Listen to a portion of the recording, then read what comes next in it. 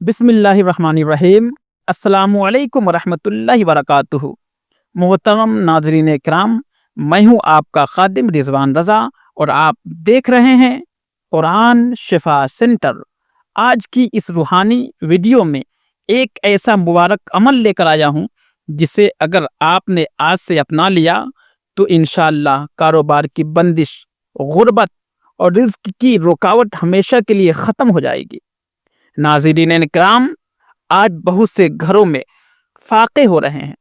روزگار رکا ہوا ہے، محنت کرنے کے باوجود پیسہ رکتا نہیں، قرض بڑھتا جا رہا ہے۔ کئی بار نظر بد،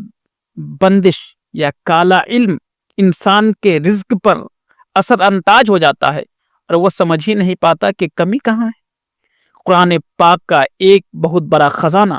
سورہ محمد صلی اللہ علیہ وسلم اللہ تعالیٰ نے ہمیں عطا فرمایا ہے۔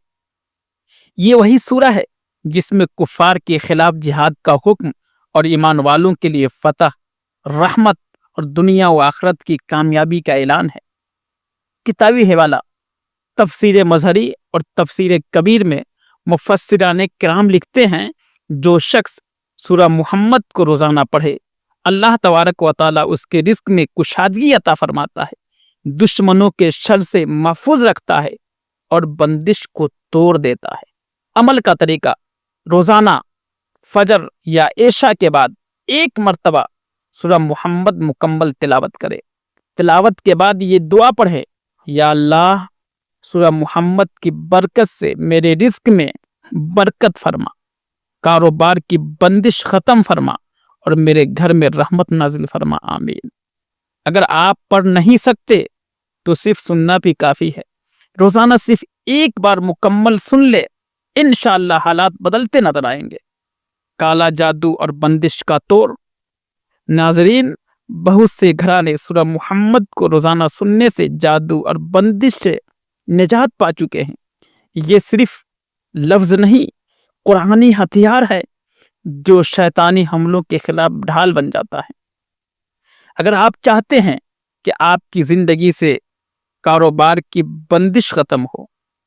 غربت کا خاتمہ ہو، رزق حلال کا دروازہ کھلے، تو آج ہی سے سورہ محمد کو اپنی زندگی کا حصہ بنا لیجئے نا۔ مزید رہنمائی کے لیے رابطہ کریں رضوان رضا 9934419633۔ قرآن شفا سینٹر کو ضرور سبسکرائب کریں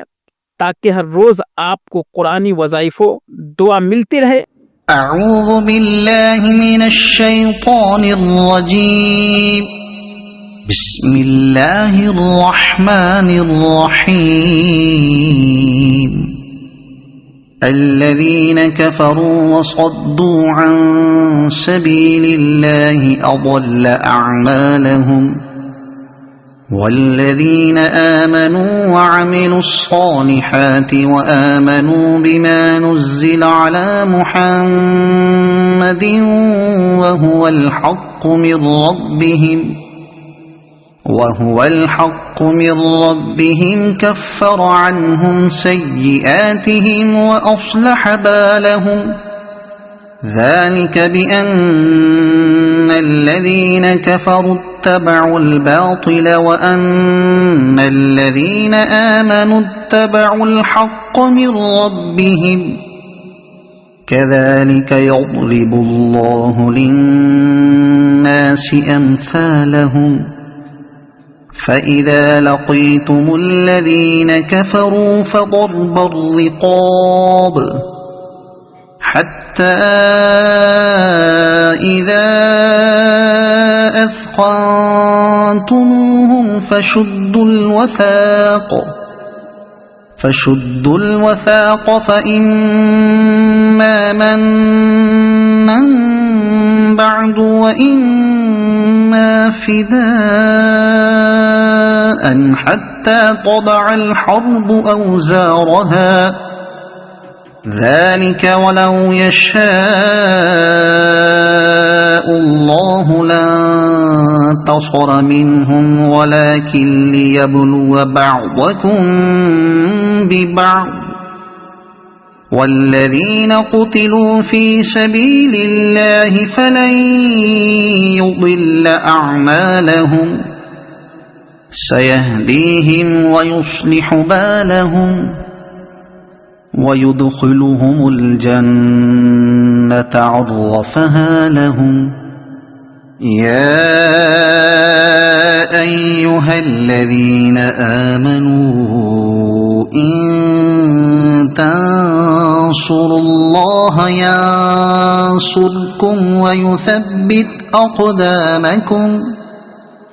والذين كفروا فتعسا لهم وأضل أعمالهم ذلك بأنهم كرهوا ما أنزل الله فأحبط أعمالهم أفلم يسيروا في الأرض فينظروا كيف كان عاقبة الذين من قبلهم دمر الله عليهم وللكافرين أمثالها ذلك بأن الله مولى الذين آمنوا وأن الكافرين لا مولى لهم إن الله يدخل الذين آمنوا وعملوا الصالحات جنات تجري من تحتها الأنهار والذين كفروا يتمتعون ويأكلون كما تأكل الأنعام والنار مثوى لهم وكأي من قرية هي أشد قوة من قريتك التي أخرجتك أهلكناهم فلا ناصر لهم أفمن كان على بينة